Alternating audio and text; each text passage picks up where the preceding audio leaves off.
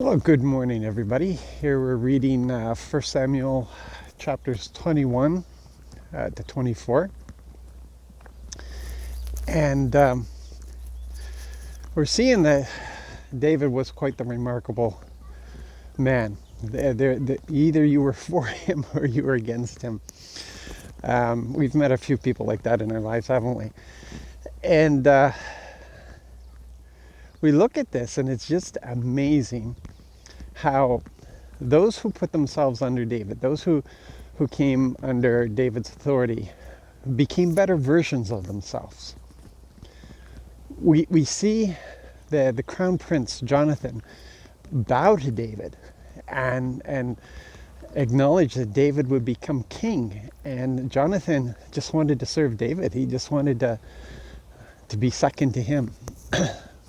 Something else when he who should be king is willing to step aside, recognizing the anointed to be king. Even King Saul, in today's reading, we see King Saul admire David for David's righteousness. That David was making better decisions than King Saul was.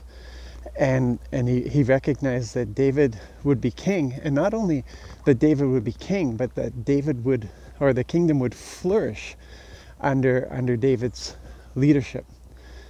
Because whenever there is a righteous king in place, Israel flourished, and David would be the first. So you ask yourselves why, and people study David to try to figure out how he was so successful as a leader.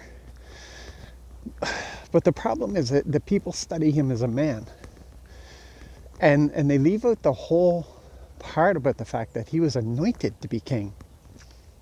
He was anointed to be king. Now the thing is, King Saul had been anointed too. And it didn't work out so well for him.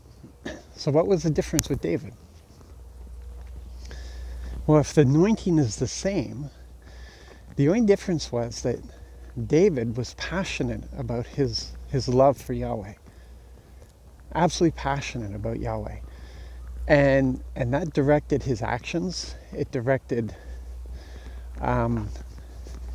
everything he did. We find him, he doesn't want to do anything without Yahweh. He consults him in everything, because he knows that it's the anointing is in him. David is humble enough to understand it's not about him. He was simply the choice that God had made. It wasn't because David was anything great. It was simply because the Lord looked at David and trusted his heart, because David loved him. And that love only grew. He went from being a shepherd, but a shepherd who trusted and loved the Lord. And the Lord could trust a heart like that.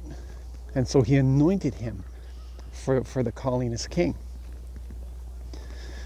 So the anointing is really great, but it's the root of it. It's what empowers it.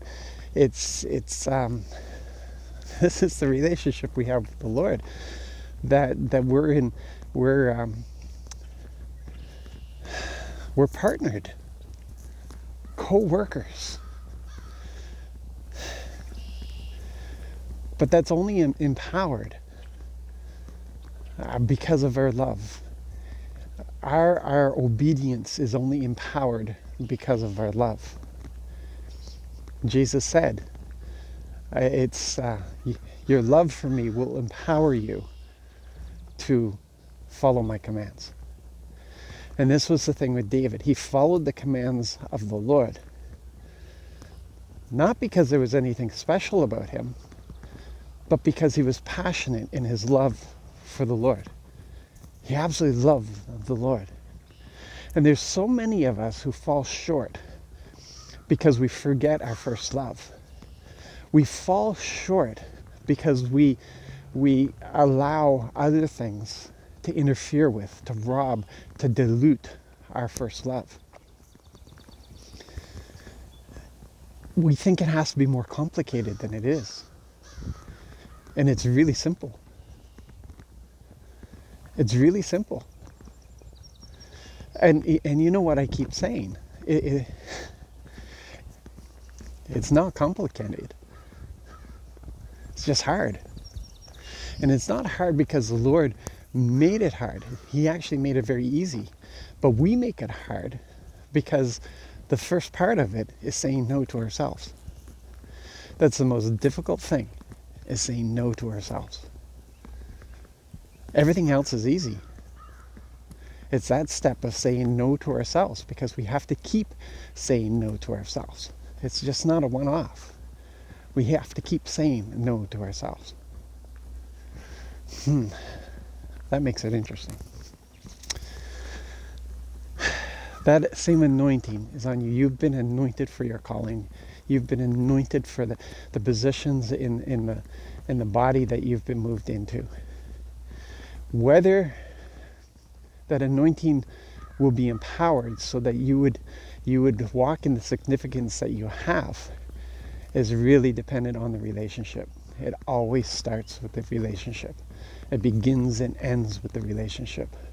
So if you want to be effective, and I've seen so many books on this, I've read so many books and stuff, and they always deal with holiness, walking in righteousness. But I tell you, it's first and last chapter, relationship. Loving the Lord, being in love with the Lord, obedience, empowered by that love, righteousness that's empowered by that love. Everything comes down to that relationship. So you guys be blessed today. Pursue that relationship. Learn to love, and you'll learn to obey. God bless.